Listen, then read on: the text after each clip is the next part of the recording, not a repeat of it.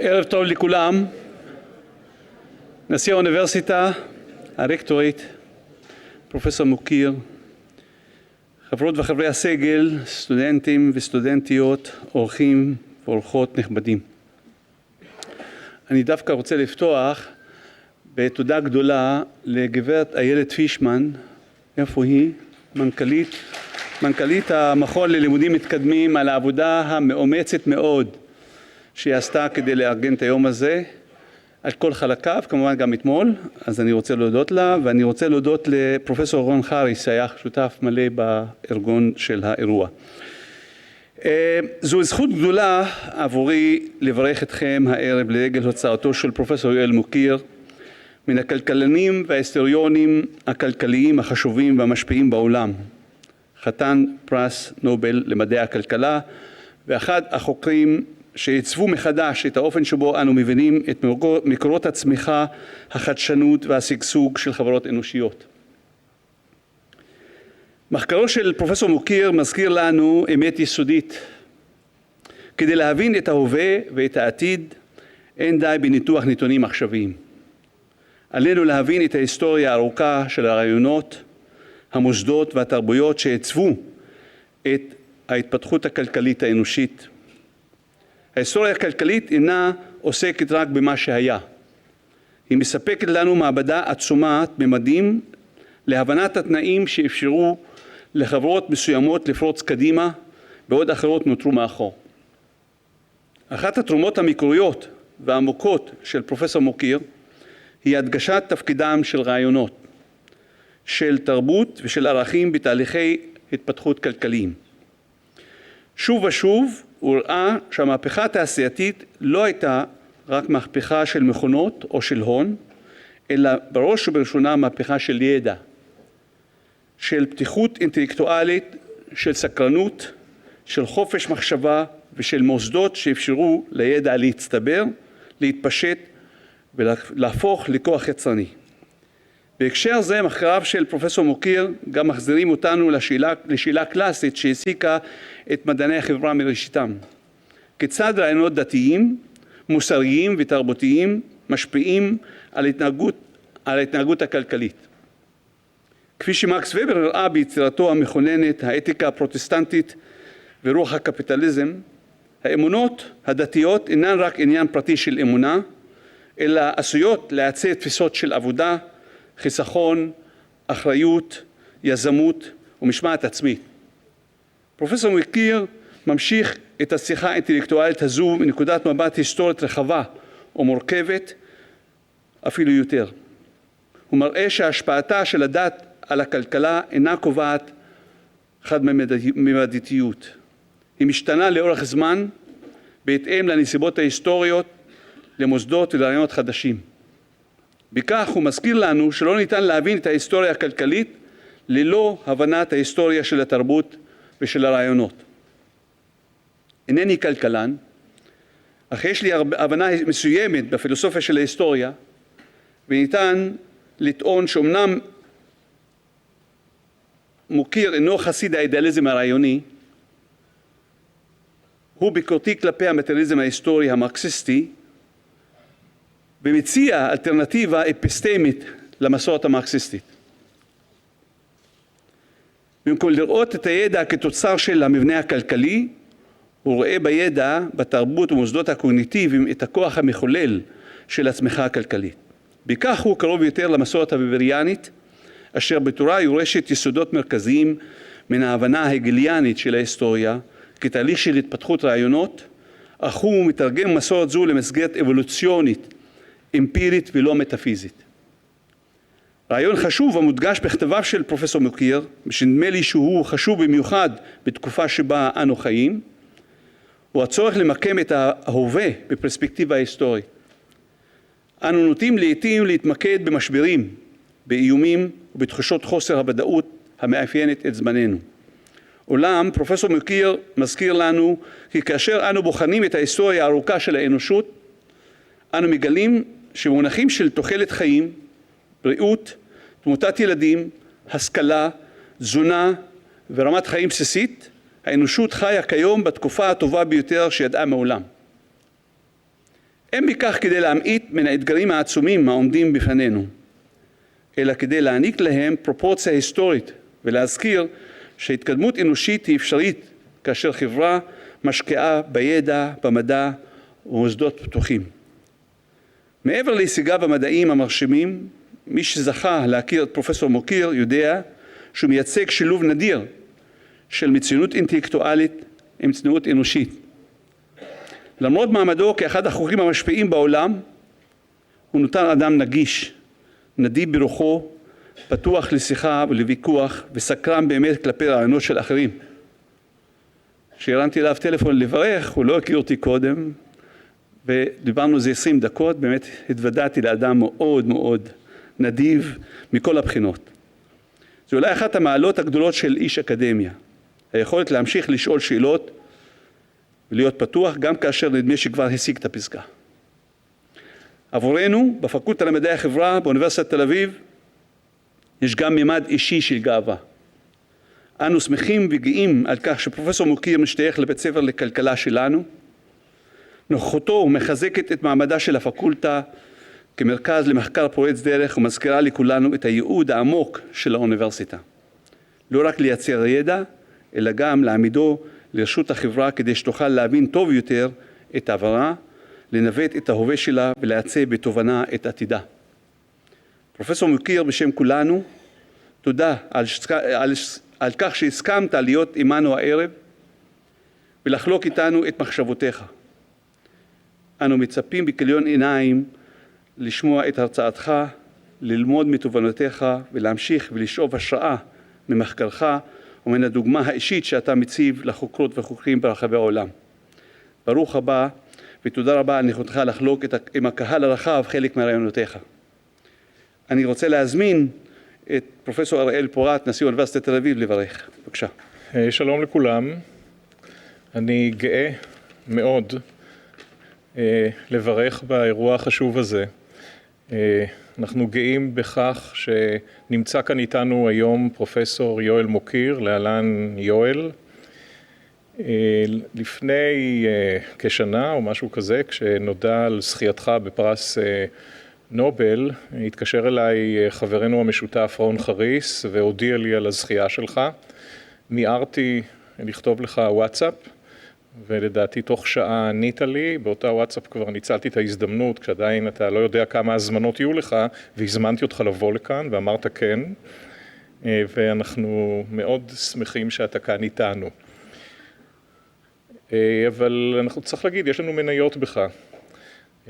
אני מניח שהאוניברסיטת נורת'ווסטרן תטען שהיא בעלת המניות העיקרית, אבל אפשר להתווכח על זה. גם לנו יש מניות בפרופסור מוקיר.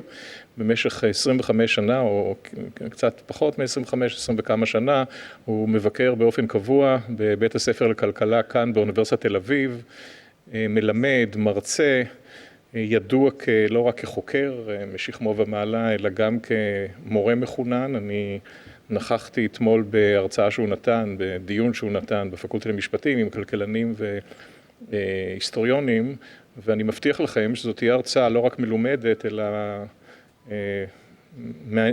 מרתקת במיוחד, בגלל היכולות המצוינות שיש לו גם בהוראה. חכו ותראו. אתם יודעים שכשמישהו זוכה בפרס נובל, אז אמרתי שאנחנו גם בעלי מניות בך. אני מניח שיש הרבה בעלי מניות שלא ידעת עליהם בכלל, שפתאום צצים כשאתה זוכה בפרס נובל, ומוצאים כל מיני הקשרים איתך. אם אתה גרת ברחוב שלי בחיפה, ואתה לכם גם שייך אליי, וכן הלאה וכן הלאה. אבל אנחנו מרגישים באמת שאתה גם קצת לפחות שלנו. אתמול, באירוע שהיה בפקולטה למשפטים, דיברת יואל על מיעוטים. על זה שאנשים ששייכים למיעוטים מצליחים יותר מהאחרים בגלל שהם מיעוט. ונתת דוגמה בין היתר את היהודים, שכמו שאנחנו יודעים, בכל העולם, חוץ מבישראל, אנחנו מיעוט. וכשמדברים לעתים על זוכים או זוכות בפרס נובל, אנחנו יודעים שיש אחוז יחסית גבוה של יהודים, ואני מניח שאחד ההסברים זה שאולי ההסבר המשכנע ביותר, שאנחנו מיעוט, בגלל שאנחנו מיעוט, אנחנו מתאמצים יותר וכן הלאה. ואתה, יואל, באמת לא רק יהודי, אלא ישראלי, ועוד מעט אני אגיד על זה כמה מילים, יואל הוא בן להורים ניצולי שואה, שהתייתם בגיל שנה, ואני חושב שיש משהו מרגש בצורה מיוחדת במינה, לא רק שיהודי, ישראלי, אלא בן ניצולי שואה, שהתייתם בגיל שנה, זכה בפרס נובל. כן? הלוואי שהוריך היו יכולים ליהנות מההישג המיוחד הזה. אני בטוח שאמך לפחות נהנתה ממך שנים רבות, אביך לא כנראה. קראתי, כמו אני מניח רבים מכם, רעיונות ושמענו רעיונות שנתן פרופסור מוקיר אחרי שהוא זכה בפרס נובל, ואני רוצה להקריא לכם קטע קצר שהוא אמר ברעיון שהוא נתן ל-ynet. למי שלא יודע, ביום שפרופסור מוקיר הוכרז כזוכה פרס נובל בכלכלה, זה גם היה היום שבו שוחררו החטופים האחרונים שלנו. יום מיוחד במינו לעם ישראל, למדינת ישראל, וגם ליואל, ולא רק, ואולי אפילו לא בעיקר, בגלל שהוא זכה בפרס נובל בכלכלה, ואני רוצה לצטט לכם דברים שהוא אמר, שבעיניי מרגשים מאוד. הוא אמר כך: ליבי פועם משמחה שהחטופים חזרו. ההרגשה הטובה שלי לגבי הפרס היא כאין וכאפס. אין משהו חשוב יותר מאשר להשיב בנים לגבולם. מאחל לכל המשפחות שהתאוששו מהטראומה ושלעולם לא יהיו עוד חטופים בישראל. דברים מאוד מרגשים, ובהמשך הרעיון הוא אומר, יש לי דרכון ישראלי, פועם בי לב של ישראלי, והפרס הזה אומר גם משהו על ישראל. אני מקווה שאתה צודק כמובן, אני רוצה להאמין שאתה צודק, אבל מאוד נדיב מצדך לומר את הדברים הללו.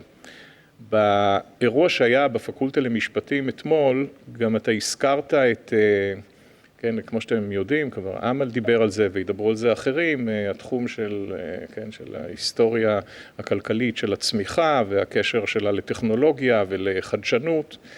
אז יואל אמר משהו אתמול שככה תפס לא רק לי, אלא לאחרים גם את האוזן, והוא אמר, אתם יודעים מי האנשים המאושרים ביותר בעולם? זה האנשים שנולדים בשנת 2026. ויש לו כמובן הסברים לכך. אז אי אפשר שלא קצת לקשור את זה לאקטואליה שלנו.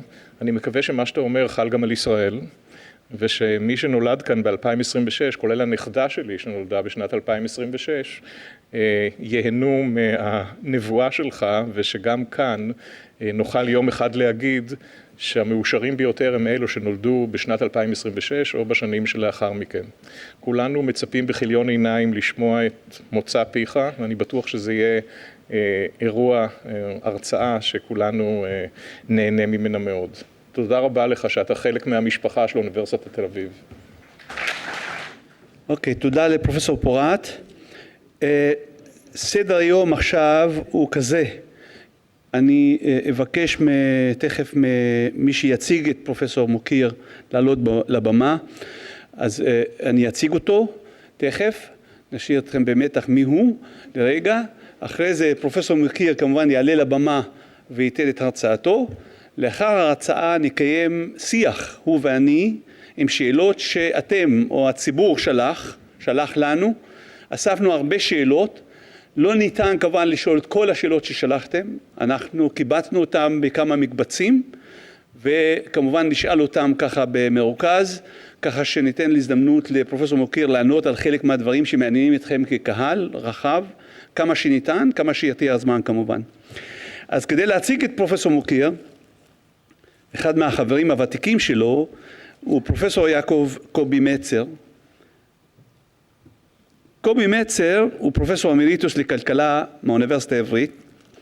את לימודי התואר הראשון בהיסטוריה בכלכלה עשה באוניברסיטה העברית, ואת המשך לימודיו באוניברסיטת שיקגו, שבה קיבל את הדוקטורט בכלכלה ב-1972. עם שובו ארצה התערב בסתיו 1972 למחלקה לכלכלה של האוניברסיטה העברית, שבה שירת כחבר סגל עד יציאתו לגמלאות כפרופסור אמריטוס בשנת 2010.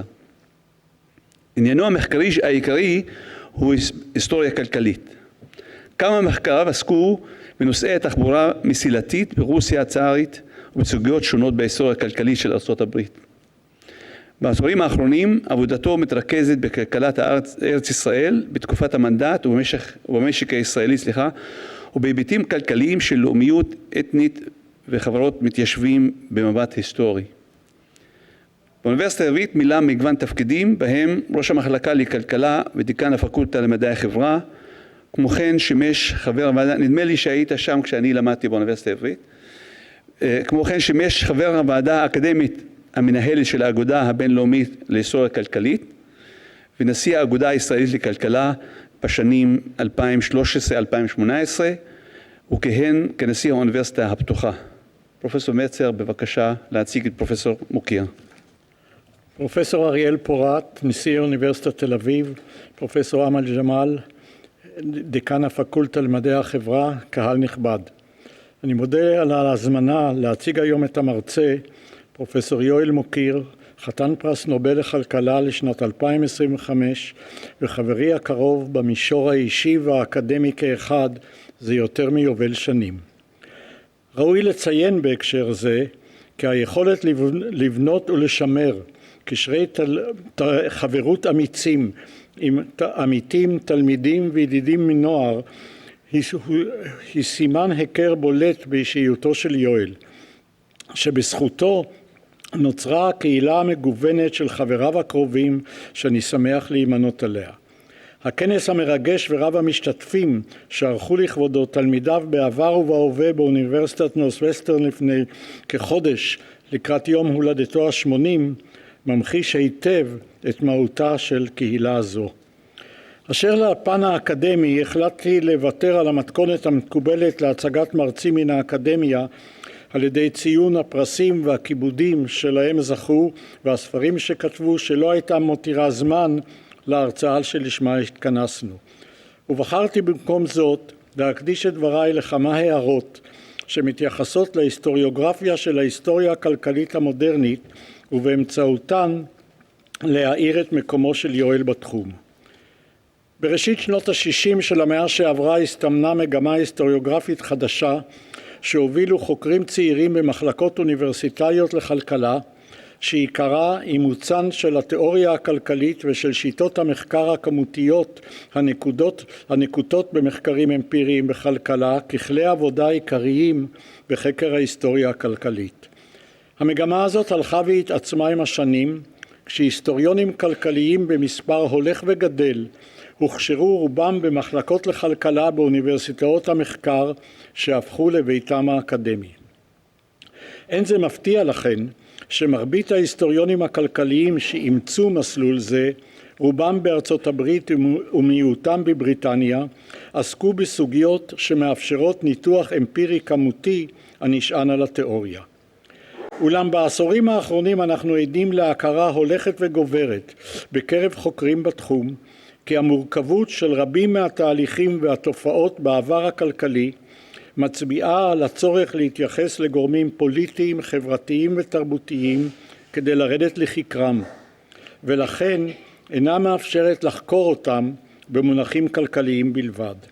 כאן נכנס לתמונה יואל מוקיר כמוביל מרכזי של התפיסה כי בחינה מספקת של תהליכים ואירועים מורכבים בעבר הכלכלי על מגוון הקשרים דורשת את שילובו של הניתוח הכלכלי הצרוף עם עולמות התוכן וכלי העבודה של תחומים רלוונטיים מן המחקר ההיסטורי ועם מרכיבי ידע שנשאבים ממדעי החברה כסוציולוגיה ואנתרופולוגיה, דמוגרפיה ומדע המדינה. יואל מימש תפיסה זו במחקריו פורצי הדרך, כשהוא מצויד בחיליה של סדנת ההיסטוריון ובידע עשיר ביותר בהיסטוריה כלכלית, חברתית, תרבותית ופוליטית ובתולדות המדע והטכנולוגיה מזה, כמו גם בכישורים של כלכלן מיומן שאמון על התיאוריה והמחקר האמפירי בכלכלה מזה. את ניצני גישתו אפשר למצוא כבר במחקריו המוקדמים על התיעוש בארצות השפלה ועל הרעב הגדול באירלנד במחצית המאה ה-19. אולם גישתו המכלילה הגיעה לבשלות מלאה בהתמודדות עם השאלות כבדות המשקל של עיתוי ומיקום המהפכה התעשייתית במאות ה-18 וה-19 ושל הגורמים שחוללו את התופעה חסרת התקדים שנגזרה ממנה. הצמיחה הכלכלית המתמשכת במערב החל מהמחצית הראשונה של המאה ה-19. יואל כמובן לא היה הראשון לעסוק בשאלות אלו. המחקרים שבחנו אותם ממלאים מדפים רבים של ספרים ומאמרים, ואלה אולי אף מעוררים תהייה מה הביא אותו לחזור ולהידרש עליהן. אחד הגורמים לכך היה קרוב לוודאי הנטייה שזיהה במחקרים שהיסטוריונים כלכליים ערכו כדי להסביר תופעות כלכליות, לרבות המהפכה התעשייתית, על ידי תופעות כלכליות אחרות. הוא ראה את הנטייה הזאת שמיקדה בגורמים כלכליים בלבד את חקר הסיבות למהפכה התעשייתית ולשגשוג החומרי שקודם בעקבותיה כלוקה בחסר. כתחליף לה הוא העמיד את הגישה החדשנית שבמרכזה הקדמה הטכנולוגית על מקורותיה האינטלקטואליים, החברתיים והתרבותיים, אשר הניע את התהליכים הללו. ספריו ומאמריו מאירי העיניים בסוגיות אלו, שאותם פרסם בארבעת העשורים האחרונים, פורסים יריעה היסטורית רבת ממדים, שאותה בחן בכלי הניתוח של הכלכלן ובעיניו הבוחנות של ההיסטוריון גם יחד. המתודולוגיה, התכנים והממצאים שהציג יואל בחיבוריו אלה היו למתווי דרך, והפכו אותו לאחד ההיסטוריונים הכלכליים המובילים בעולם בעשורים האחרונים, אם לא הבולט שבהם. הוא התחיל את סיפורו ב-200 השנים שבין קולומבוס לניוטון, דהיינו במאות ה-16 וה-17, שבהן הורחבו גבולות הידע על עולמנו על ידי התגליות הגיאוגרפיות הגדולות, והתפתח באירופה המפוצלת מדינתית שוק רעיונות חופשי, אשר התאפשר בין השאר על ידי רפובליקת מלומדים, Republic of Letters, חוצת גבולות מדיניים. חבריה השתמשו בקשרים אישיים וחילופי מכתבים, ובהמשך הדרך גם באגודות אקדמיות וכתבי עת מקצועיים, כדי להפיץ את רעיונותיהם ולדון באלה של עמיתיהם. בין הרעיונות החדשים של המאה ה-17 יואל הצביע במיוחד על חשיבות התוכנית להרחבת הידע השימושי בחקר הטבע שהגה הפילוסוף ואיש המדינה פרנסיס בייקון לקידום שינויים טכנולוגיים וקדמה חומרית.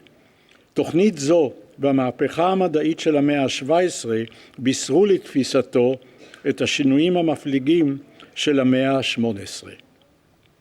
הוא הראה כי הנאורות במערב אשר יצרה את האמונה באפשרות של קדמה אנושית על ידי ידע ונימוקים מושכלים, היא זו שהביאה במאה ה-18 למימוש התוכנית הבייקוניאנית באמצעות התפתחויות מוסדיות, בהן בלטו הגנה חקיקתית על זכויות קניין, אכיפת חוזים יעילה ותמריצים לחדשנות כמו חוקי פטנטים אפקטיביים. ובנוסף לכך, השתחררות מכבלים כלכליים פוליטיים של המשטר הישן, כמו התפיסה המרקנטיליסטית שראתה בסחר הבין-מדינתי משחק סכום אפס, והגילדות המקצועיות שבלמו חדשנות. כך הוכשרה הקרקע לפעילות כלכלית חופשית, ויחסית גם מעוטת סיכונים, שתרמה לידע והרחיבה את נגישותו לאלה שיכלו לעשות בו שימוש מיטבי. הוא גם הצביע על כך שהנאורות הובלה על ידי אליטה שהיו שותפים בה אינטלקטואלים, מלומדים ובעלי מקצועות חופשיים לצד אנשי מעשה כמו מהנדסים, יצרנים, ממציאים ובוני מכונות ומכשירים. הודות להרכב מגוון זה היא הצליחה לבנות גשרים דו-כיווניים בין תחומי הידע לתחום הייצור שהיו חיוניים לשם יצירת קדמה טכנולוגית. מכאן הוא הסיק שלולי הנאורות בהקשריה החומריים, הקדמה הטכנולוגית לא הייתה יכולה להפוך למנוע של המהפכה התעשייתית ובעקבותיה של הצמיחה הכלכלית המתמשכת במערב. לנוכח היותן של המהפכה המדעית והנאורות תופעות כלל אירופיות, יואל אותגר באופן טבעי על ידי השאלה מה גרם לבחורתה של בריטניה בהובלת המהפכה התעשייתית מראשיתה במחצית המאה ה-18 ועד למחצית המאה ה-19. הוא הראה כי אף שיתרונותיה של בריטניה היו להערכתו עניין של מידה בלבד ולא של מהות, ולכן גם בני חלוף, הם היו משמעותיים דיים במחצית המאה ה-18. היתרונות הללו באו לידי ביטוי ביכולתה של בריטניה להפיק מהמקורות האנושיים והפיזיים שעמדו לרשותה תועלת רבה יותר מזו שכלכלות אירופיות אחרות יכלו להפיק מהמקורות שלהן. הגורם העיקרי לכך היה לדעתו הסינרגיה הגדולה של הנאורות הבריטית, שהייתה ככלל מעשית ופרגמטית יותר מאשר ביבשת, אשר השכילה לשלב בין התוכנית של בייקון לקידום הידע השימושי לבין ההכרה כי מוסדות טובים יותר יוצרים תמריצים יעילים יותר. זאת ועוד, יואל התאים שבבריטניה מצאו מובילי הנאורות דרך להשתלב באופן שלב יותר בסדר הפוליטי הקיים מאשר באירופה היבשתית. ההובלה התעשייתית הבריטית הגיעה כידוע למיצוי במחצית המאה ה-19, כשבמחציתה השנייה של המאה מתכנסות אליה ביבשת אירופה, צרפת, גרמניה, ארצות השפלה וסקנדינביה, ומעבר לאוקיינוס ארצות הברית. התכנסות זו, כפי שיואל הראה, הפכה את הצמיחה הכלכלית המתמשכת למאפיין מובהק של הכלכלה המערבית בכללותה. בהקשר זה עומדת השאלה הגדולה שלא אתייחס אליה כאן, מדוע סין לא חוותה התפתחויות דומות בעת החדשה. אציין רק כי יואל תרם תרומה משמעותית לבירורה של שאלה זו במשך הקריירה המחקרית שלו. הספר המשותף שחיבר עם עמיתיו אבנר גרייף וגוידל טבליני בנושא Two Paths to Prosperity, אשר ראה אור לפני חודשים אחדים, הוא התוצר האחרון של תרומה זו. לנעילת הסקירה התמציתית הזאת חשוב להדגיש כי עניינו של יואל בצמיחה הכלכלית הביאה אותו באופן טבעי גם לשאלה הצופה פני עתיד. האם הצמיחה המונעת הטכנולוגיה היא בת קיימא? אני מניח שיש סיכוי טוב שהוא יאיר את עינינו בהרצאתו גם בשאלה זו. את דבריי אסיים ברשותכם בכמה מילים על הקשר שבין יואל לישראל, שבלעדיהן הצגתו לא תהיה שלמה. הוא הגיע ארצה כילד בן 9 עם אמו ואחיותיו וגדל והתחנך בחיפה. לאחר שסיים את התואר הראשון בכלכלה ובהיסטוריה באוניברסיטה העברית בשנת 1968, הוא התקבל ללימודי מחקר באוניברסיטת יייל, ועם קבלת הדוקטורט בכלכלה בשנת 1974 מונה כחבר סגל באוניברסיטת נורת'ווסטרן באילינוי, שבה הוא משרת עד היום כפרופסור לכלכלה ולהיסטוריה. אולם למרות התקופה הארוכה שיואל ומשפחתו חיים בארצות הברית, הוא נשאר קשור קשר מתמשך ואמוץ ביותר לישראל, שמתבטא הן בקשרים בין אישיים עם משפחה וחברים, והן בקשריו ההדוקים עם מוסדותינו האקדמיים, בעיקר עם אוניברסיטת תל אביב, כפי שאתם ודאי יודעים. יואל הוא חבר פעיל באגודה הישראלית להיסטוריה כלכלית מיום היווסדה, ואמש אף מונה לנשיא הכבוד שלה. הוא גם חיבר עבור האוניברסיטה הפתוחה, יחד עם עמיתתו אמירה עופר, את ספר הלימוד הראשון והיחיד בהיסטוריה כלכלית שנכתב בעברית. מעבר לכך, יש לו זיקה עמוקה לכל מה שקורה בישראל, והוא שותף לחרדתנו לעתידה כמדינה דמוקרטית ליברלית. ומשום כך הוא גם הצטרף למכתבי הכלכלנים המפורסמים משנת 2023, שהביעו התנגדות נחרצת להפיכה המשפטית משטרתית שהממשלה הנוכחית הובילה וממשיכה להוביל. טבח ה7 באוקטובר זעזע אותו עמוקות כמו את כולנו, וגורל החטופים לא נתן לו מנוח. ביום שבו הוחזרו ארצה אחרוני החטופים החיים, ה-13 באוקטובר 2025, יואל היה מרותק בארצות הברית למסך שהקרין בזמן אמת את האירוע המטלטל הזה. הוא פספס משום כך את שיחת הטלפון משטוקהולם שנועדה באותה שעה ממש לבשר לו כי נבחר לחתן פרס נובל לכלכלה. היה זה ללא ספק צירוף מקרים סמלי. יואל, אני חושב שעכשיו הבמה שלך.